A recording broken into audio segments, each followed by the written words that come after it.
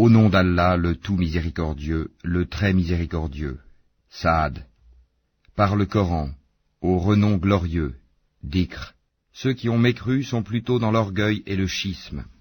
Que de générations avant eux avons-nous fait périr, qui ont crié, hélas, quand il n'était plus temps d'échapper. Et les Mécois s'étonnèrent qu'un avertisseur parmi eux leur soit venu, et les infidèles disent, c'est un magicien et un grand menteur. Réduira-t-il les divinités à un seul Dieu? Voilà une chose vraiment étonnante. Et leurs notables partirent en disant, allez-vous-en, et restez constants à vos dieux, c'est là vraiment une chose souhaitable. Nous n'avons pas entendu cela dans la dernière religion, le christianisme. Ce n'est en vérité que pure invention. Quoi? C'est sur lui, parmi nous, qu'on aurait fait descendre le rappel, le Coran? Plutôt ils sont dans le doute au sujet de mon message, ou plutôt ils n'ont pas encore goûté à mon châtiment. Ou bien détiennent-ils les trésors de la miséricorde de ton Seigneur, le puissant, le dispensateur par excellence? Ou bien ont-ils le royaume des cieux et de la terre, et de ce qui existe entre eux? Eh bien, qu'ils y montent par n'importe quel moyen. Une armée de coalisés qui ici même sera mise en déroute. Avant eux, le peuple de Noé, les Hades, et Pharaon, l'homme aux pales, ou aux pyramides, et les Tamoud, le peuple de Lot, et les gens d'Alaïka, ont tous démenti leurs messagers. Voilà les coalisés. Il n'en est aucun qui n'ait traité les messagers de menteurs. Eh bien, ma punition s'est avérée contre eux, ceux-ci n'attendant qu'un seul cri, sans répétition. Et ils disent, Seigneur, hâte-nous notre part avant le jour des comptes. Endure ce qu'ils disent, et rappelle-toi David, notre serviteur, doué de force dans l'adoration, et plein de repentir à Allah. Nous soumîmes les montagnes à glorifier Allah, soir et matin en sa compagnie, de même que les oiseaux assemblés en masse, tous ne faisant qu'obéir à lui, Allah. Et nous renforçâmes son royaume, et lui donnâmes la sagesse et la faculté de bien juger. Et était-elle parvenue la nouvelle des disputeurs quand ils grimpèrent au mur du sanctuaire? Quand ils entrèrent auprès de David, il en fut effrayé. Ils dirent, n'aie pas peur, nous sommes tous deux en dispute, l'un de nous a fait du tort à l'autre. Juge donc en toute équité entre nous, ne sois pas injuste, et guide-nous vers le chemin droit. Celui-ci est mon frère, il a 99 brebis, tandis que je n'ai qu'une brebis. Il m'a dit, confie-la moi, et dans la conversation, il a beaucoup fait pression sur moi. David dit, il a été certes injuste envers toi en demandant de joindre ta brebis à ses brebis. Beaucoup de gens transgressent les droits de leurs associés, sauf ceux qui croient et accomplissent les bonnes œuvres, cependant ils sont bien rares. Et David pensa alors que nous l'avions mis à l'épreuve. Il demanda donc pardon à son Seigneur, et tomba prosterné et se repentit. Nous lui pardonnâmes, il aura une place proche de nous et un beau refuge. Ô David, nous avons fait de toi un calife sur la terre. Juge donc en toute équité parmi les gens, et ne suis pas la passion, sinon elle t'égarera du sentier d'Allah. Car ceux qui s'égarent du sentier d'Allah auront un dur châtiment pour avoir oublié le jour des comptes. Nous n'avons pas créé le ciel et la terre et ce qui existe entre eux en vain. C'est ce que pensent ceux qui ont mécru. Malheur à ceux qui ont mécru pour le feu qui les attend. Traiterons-nous ceux qui croient et accomplissent les bonnes œuvres comme ceux qui commettent du désordre sur terre? Ou traiterons-nous les pieux comme les pervers?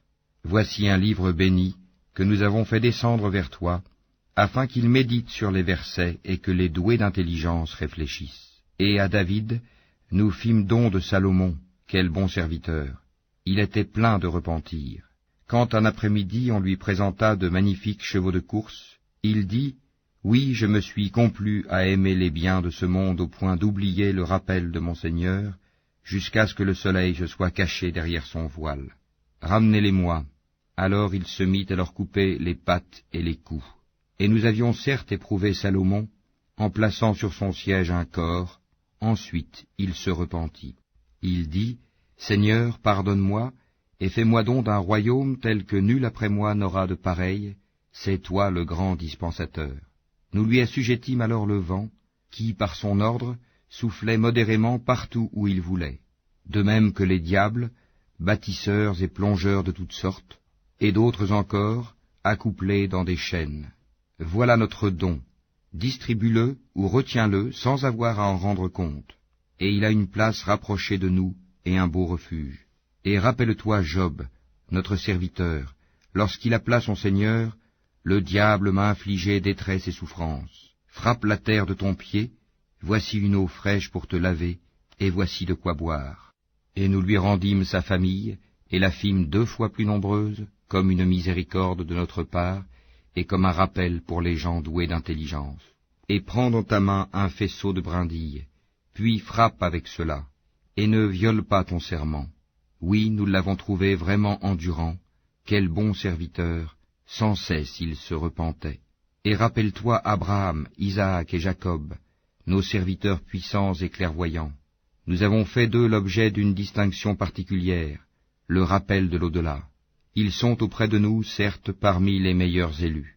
Et rappelle-toi Ismaël et Élisée, et Dal-Kifl, chacun d'eux parmi les meilleurs. Cela est un rappel. C'est aux pieux qu'appartient en vérité la meilleure retraite, les jardins d'Éden aux portes ouvertes pour eux, où, accoudés, ils demanderont des fruits abondants et des boissons. Et auprès d'eux seront les belles au regard chaste, toutes du même âge. Voilà ce qui vous est promis pour le jour des comptes. Ce sera notre attribution inépuisable. Voilà, alors que les rebelles auront certes la pire retraite, l'enfer où ils brûleront, et quel affreux lit, voilà qu'ils y goûtent, eau bouillante et eau purulente, et d'autres punitions du même genre. Voici un groupe qui entre précipitamment en même temps que vous, nul bienvenu à eux, ils vont brûler dans le feu. Ils dirent, pas de bienvenue pour vous, plutôt, c'est vous qui avez préparé cela pour nous, quel mauvais lieu de séjour. Ils dirent, Seigneur, celui qui nous a préparé cela, ajoute-lui un double châtiment dans le feu. Ils dirent, pourquoi ne voyons-nous pas des gens que nous comptions parmi les malfaiteurs? Est-ce que nous les avons raillés, à tort? Où échappe-t-il à nos regards? Telles sont en vérité les querelles des gens du feu. Dis, je ne suis qu'un avertisseur, point de divinité à part Allah, l'unique, le dominateur suprême, Seigneur des cieux et de la terre, et de ce qui existe entre eux, le puissant, le grand pardonneur. Dis, ceci, le Coran, est une grande nouvelle, mais vous vous en détournez. Je n'avais aucune connaissance de la cohorte sublime au moment où elle disputait. Il m'est seulement révélé que je suis un avertisseur clair.